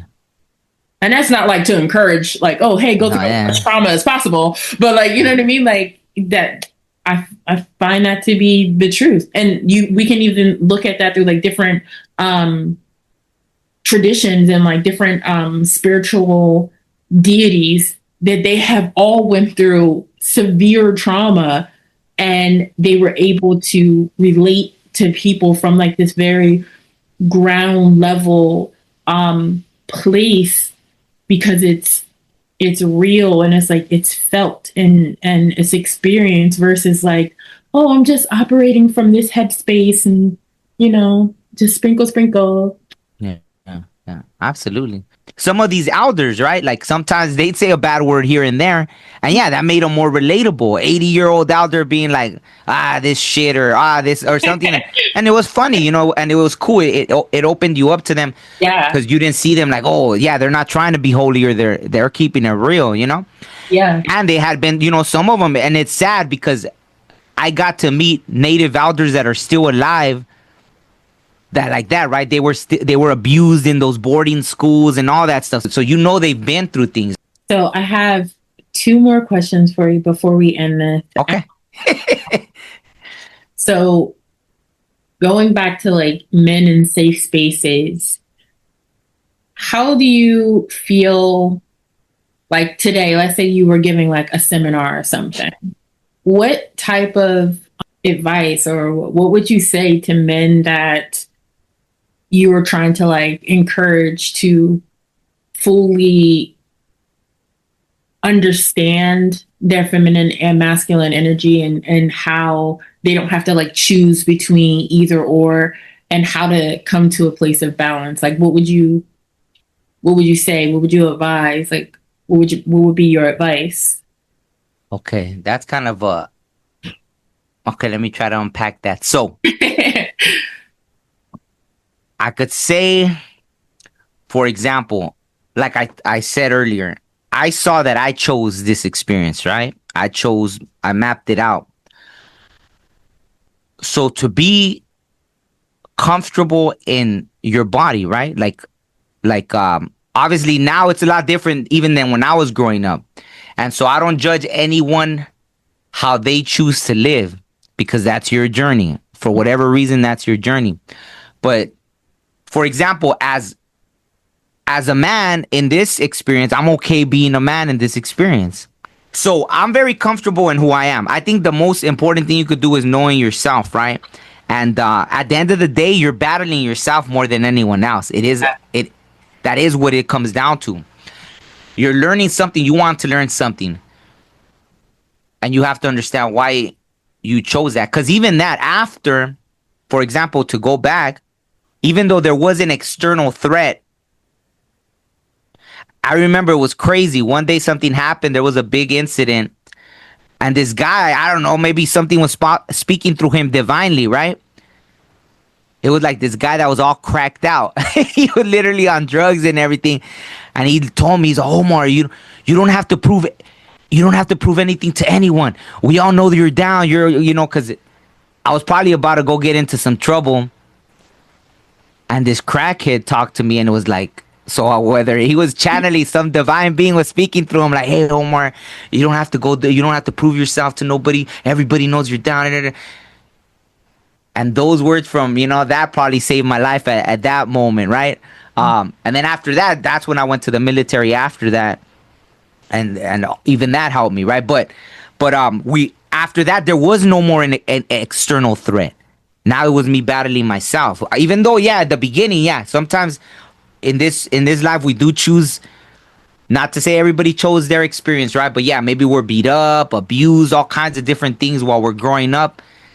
And it's messed up to say that I knew I had to unlearn everything that I had been taught by every time I got beat up, every this, every that. I had to unlearn all that.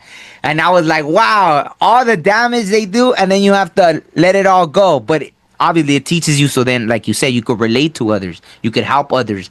Some of us choose that, right? We choose these hard roads so then we could teach others. So at one point, it does become a battle, you against you.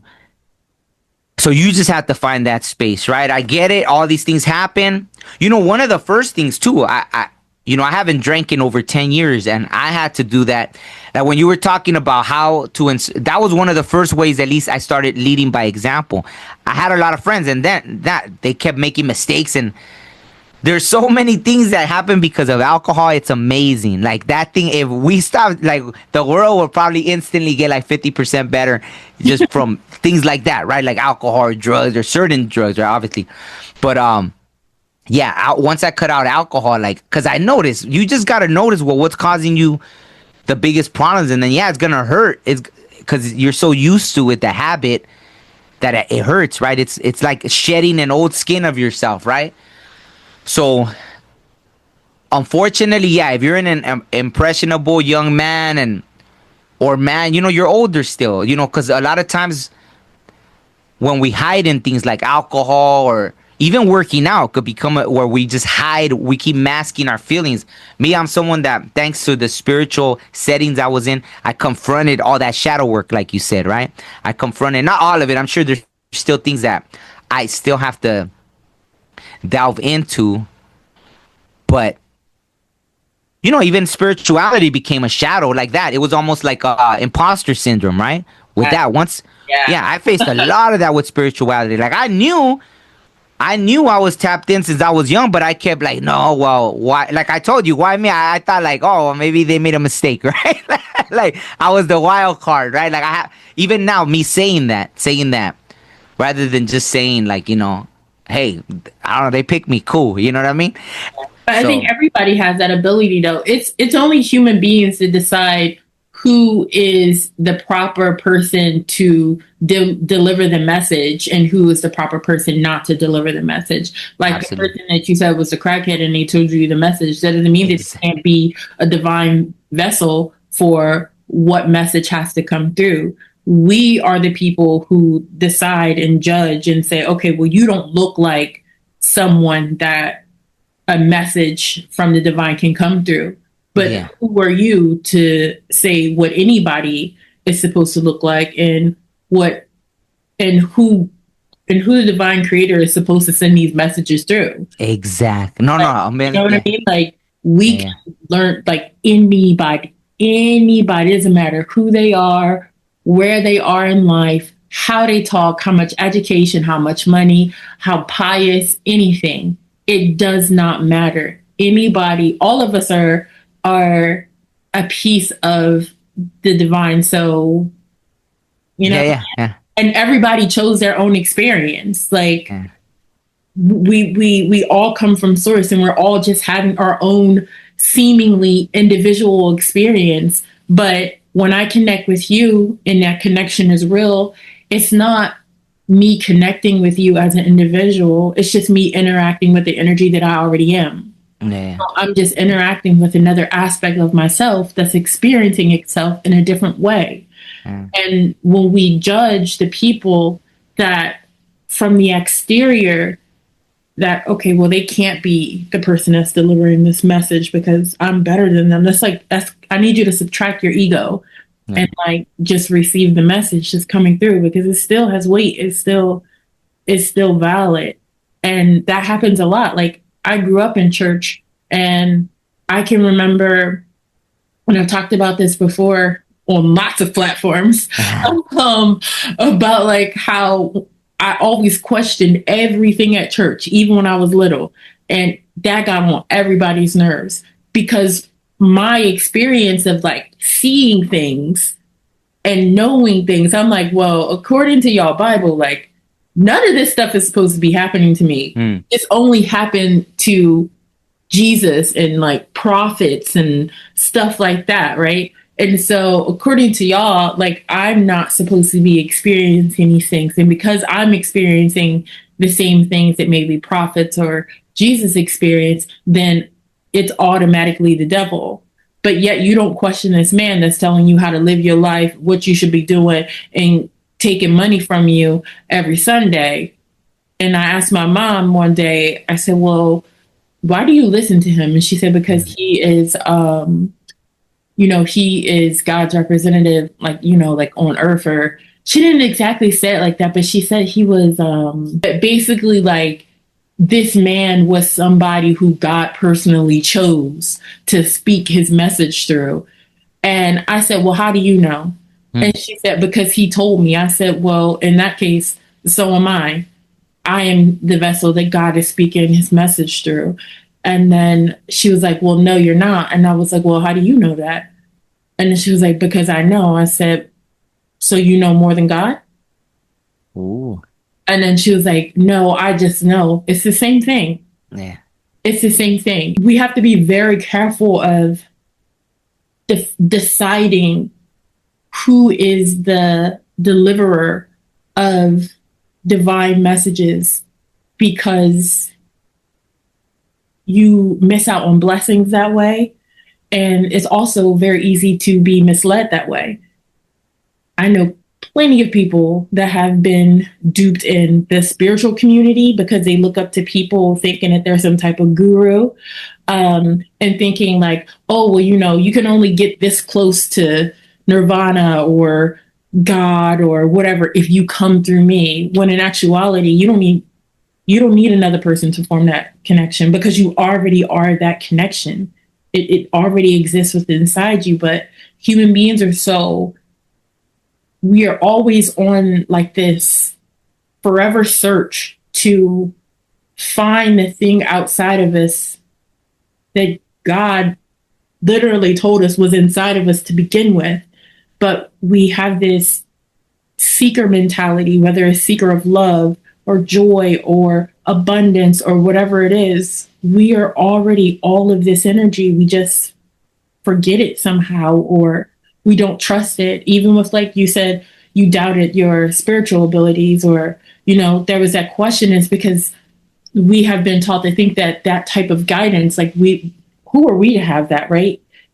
Someone else has to tell us this. There has to be someone else, and then that makes us feel like, oh, okay, someone else can tell me this. Someone else can validate this, so that way I don't have to really believe that I am this powerful, that I have the ability to know these things, that I can control certain aspects. Even with I use the word control lightly because there's really no such thing, but I feel like that is a larger problem for us. Like overall, I see it changing. I do see it changing. Like people are becoming more conscious and starting to realize that the way for you to get to know everything, to get everything that you want, to connect with every aspect of yourself is not through anything external, but through this internal experience. And that's the prime reason as to why we're here. Everything is about the self, and learning through that self. Every lesson that we go through is a reflection of what we need to learn. And that's it, in my opinion. Yeah, absolutely. That's what it was like. Even when I was having this this conflict with, like, in a relationship that I was in, I remember as I was leaving, I felt this. It made me smile because even after an argument, I had nothing ill towards them because I realized that they were me. So I wouldn't, so I couldn't hate them. I couldn't nothing. I still had love for them because that's when I knew I had reached a different level of understanding. Because I love myself, so I love them, even with that aspect, because I saw it like an aspect of me, like that whole interaction. So I was like, and that's what it is, right? So all these interactions, it is a self journey, but at the same time, in the way we treat others is how we would treat ourselves. So that's the whole thing about everything we come in contact with, right? As humans, that's what we're supposed to be able to have, that capacity to love, right? Yeah. Yeah. I mean, I don't even know if like I almost feel like respect is it, because when you respect something else, it's almost like a deeper understanding. To respect something else is to respect yourself as well, right? Yeah, how you said, right? I think everyone we interact with, there is some aspect of ourselves in that interaction, always, right? Always. And I'm just gonna like say this last before we end this, but I feel like one of the best examples of mirroring is like with small children and adults, especially Oh yeah.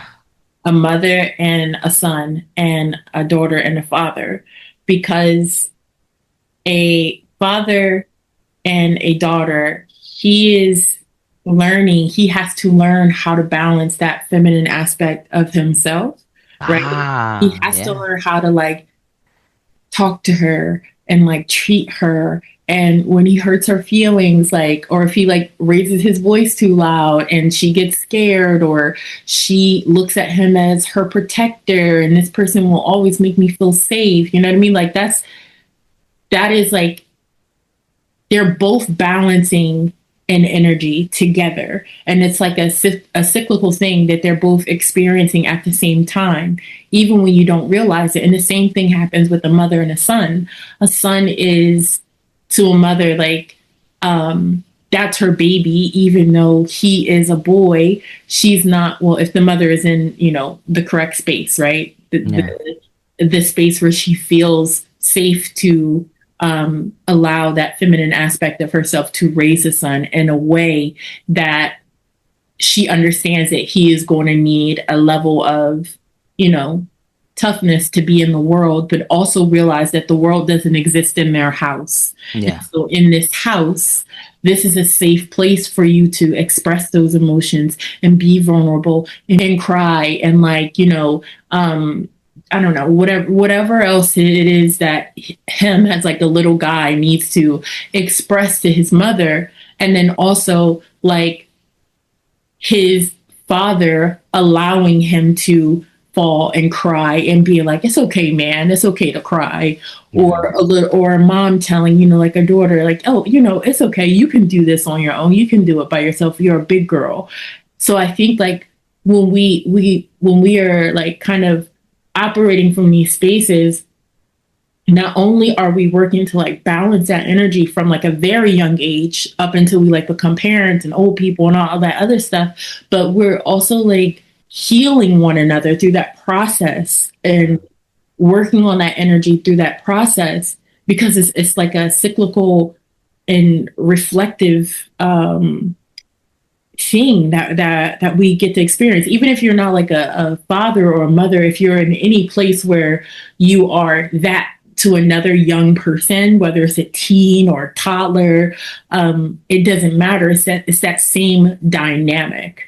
Like if you had a baby sister or a little niece or something like that, the way that she's going to look at you is going to be in the aspect of the divine masculine, the things that she, even though she doesn't know yet, this is what that encompasses. That is what she's naturally going to seek from you. She's naturally going to seek, like, oh, this person is going to protect me. I'm going to cling to their leg, right?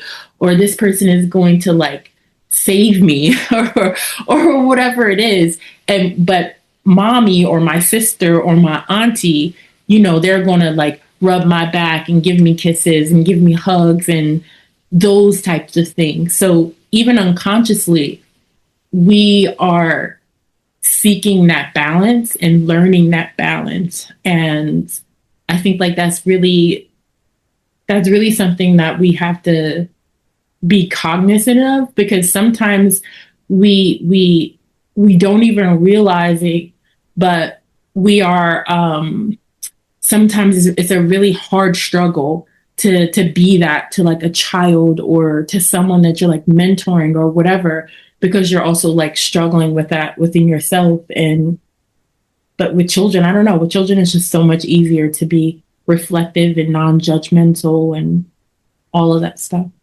I mean, yeah, if you're healed, then yes, you can Yeah, show that. yeah, Yeah, yeah. Because clearly, clearly, like, yeah. you know, But yeah, no, yeah. no, but yeah, but no, right now when you were talking, like, my head was just like, I was seeing all these things, and I was just like, wow, like the complexity of this whole human experience. Like that's what I got. I was just like, boo, boo, boo, boo, boo. I was just getting all these flashes of all these different scenarios in my head. And I get why we come to this earth to experience all these things and learn, because, geez, the amount of things we learn in this human experience is just mind boggling, right? Like all these different, it's just crazy, right? Talk about being a school, right? Yeah. Because obviously that's one of the things I was shown too when I was showing all these things about the school thing, right? Like how it is like a school, right? And right now you, huh? The school of life. Yeah, yeah. No, but it is. And it's just so, like right now, as you were talking, yeah, it's like, but yeah, even when you were explaining like the dynamic between a dad and a little girl and all this and that, and yeah, it's beautiful, right? I see it like in my head, what, like the beautiful, exchange that is, right? Or how it should be, right? I guess in that more how, like the way you were describing it would be like what we would consider like the healthy one, right? Like the healthy experience, right? Which obviously not everybody had. Yeah. But I feel like you don't have to always be like 100% healthy, because that experience can also help you with that. Like that experience can also help you. Like if you have a little 2-year-old girl, like looking up at you and like you are her entire world, her personal superhero, that is going to make you want to at least try to. And like as a parent, there are two aspects that you experience. One aspect is you want to be better for your kid, but then after a while you start to realize that's not enough.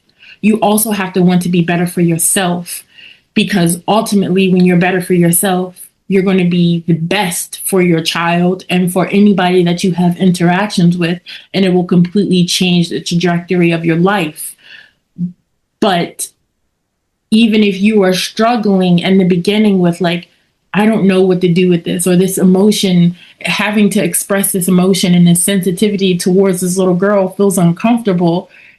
Little kids are just pure love. So they don't care about your uncomfortability. They're going to continue to put you in these spaces where you feel uncomfortable to make you comfortable with the fact that you deserve love and that you can give love, that you're capable of it. Because sometimes people, especially men, just from me seeing other men interact with their kids or their daughters, like they sometimes feel like they don't know how to give love in the way that feels nurturing. Like they know how to give like show gestures like, oh, I'll buy you this, but emotionally, to be emotionally vulnerable, like watching a My Little Pony movie with her, or like crying on the sad part of Frozen. Like Mm. that part can be hard if you experienced a harsh journey to get to that point. But then you have like this little being that just loves you like unconditionally. And so you begin to like feel safe within that love. And so safe that it causes you to start expanding your love and your ability to receive love and your ability to give love. So I think that even if you're not all the way healthy, it can be so transformative that it can actually completely change you.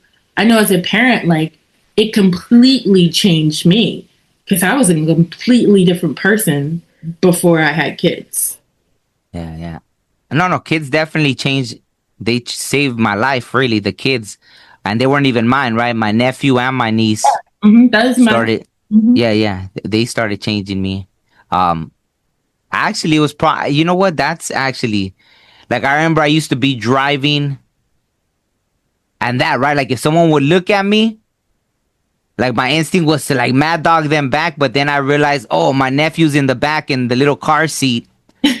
And so I would be like, ah, and I just like, okay, fine. So they did start, and even with music, right? It was crazy because, I'd be working on music and they'd go, 4 or 5 years old, and they'll be like, oh, play that song, the one you were, and I'm like, what? Like, you were hearing that? Like, how did you? I'm like, what? And they'll remember the words. They'll be like, oh, the one that Yeah. goes, like, I had this old song that used to say ma ma ma ma, and then play that ma ma ma song. I'm like, what? And then the original one cussed like crazy, but then I had to make like a remix Yeah, because a kid yeah, version. no. So they started changing me as well, right? Like the kids. But what I meant earlier about healthy, I'm talking about like, yeah, obviously like an alcoholic or someone like that isn't Yeah. gonna. Yeah, I'm talking about really like, yeah, then they're gonna traumatize the kids, and the kids are gonna pick up a lot of those bad traits. So that's why I was saying like, yeah, a healthier way. Yeah, like me out. Even though I was still in my, no, and they saved me even that. At one point, my brothers used to be like, "Oh, I'll pay you to babysit the kids," and it was like, they weren't really giving me anything, but it was like that probably saved me from going out and getting into trouble, right? All my friends, hey, come on, let's go, da, da, da. And yeah, every time I would go out, there'd be some kind of big old scuffle or something, like sometimes like a life and death situation. So me just staying home babysitting, sometimes, it started like, it was a good thing, right? It probably saved my life as well. So they helped me. Yeah, the kids definitely, and like you said, having to be more nurturing, having to be, yeah, like you said, they're pure love. The kid, it's crazy. Yeah, I had forgotten that. You took me back to that. That's crazy. Even I'll tell you this. Yeah, and even my nephew, right? That I bit my tongue in front of him.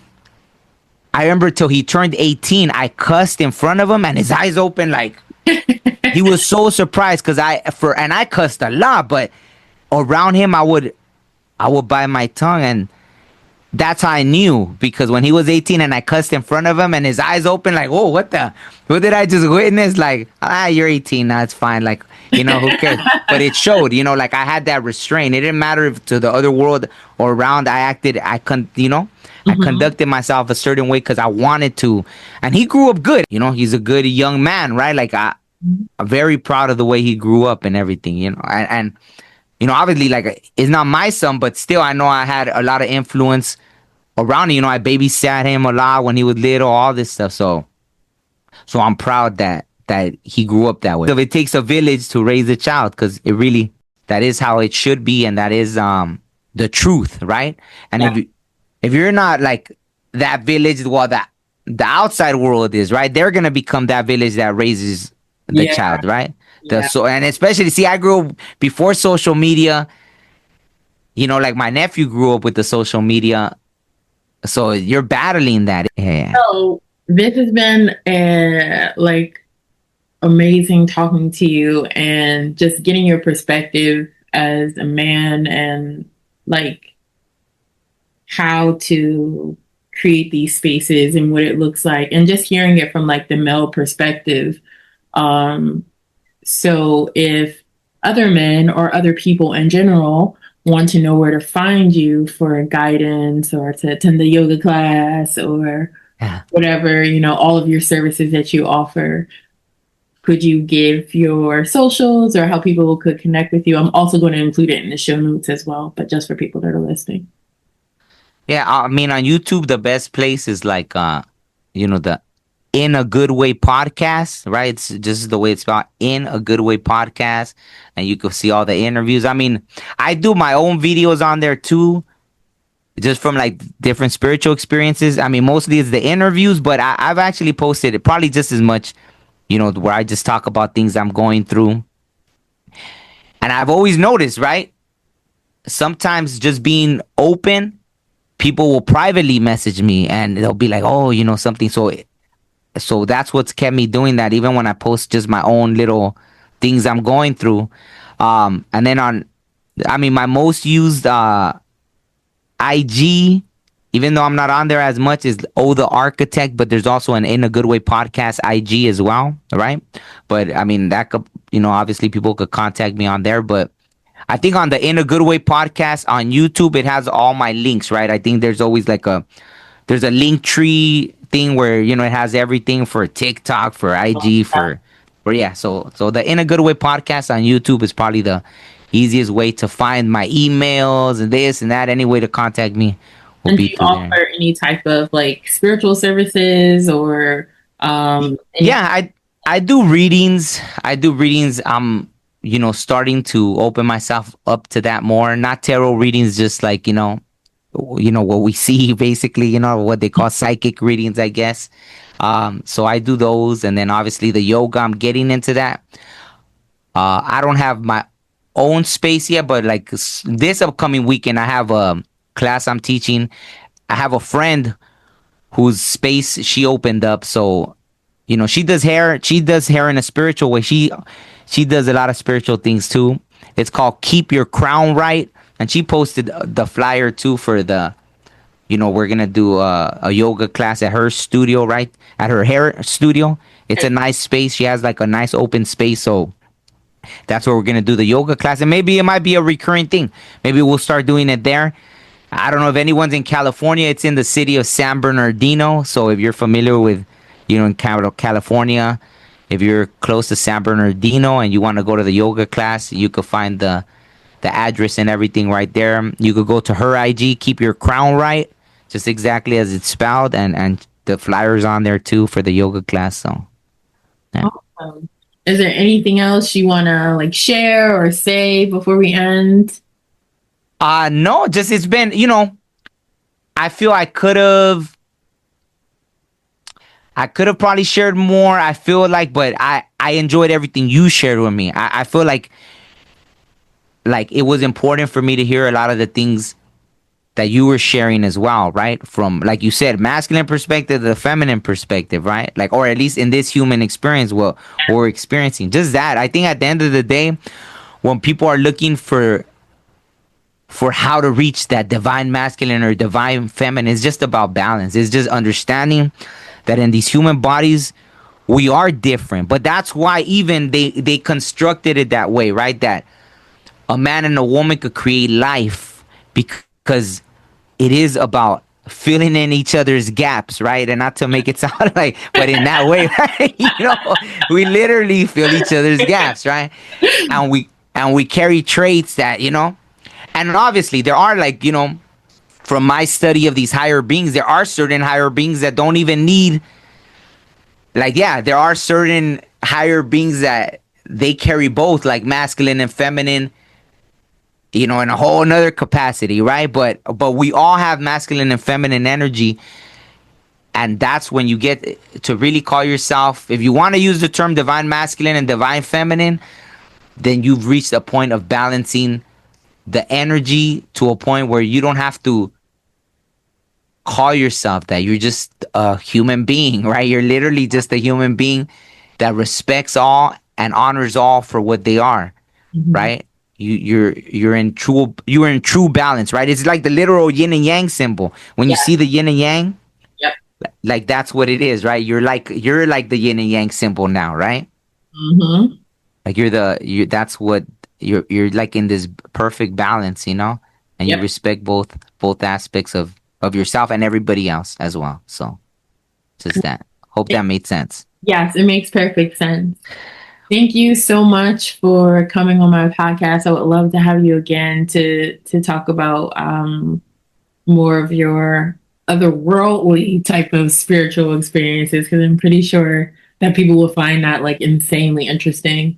Um, but I really wanted to talk to you about this today because, like I said, I think you're like a very um, balanced person. Mm. So I just wanted to get your insight on that, especially with like the climate of how it seems like men are constantly being put against women and vice versa. And so to just have a balanced conversation about this where we both respect each other and we can have a conversation from that perspective, I think is very nuanced and needed right now. So thank you so much, listeners. And I will see you guys on the next one. Bye. Thank you. Bye.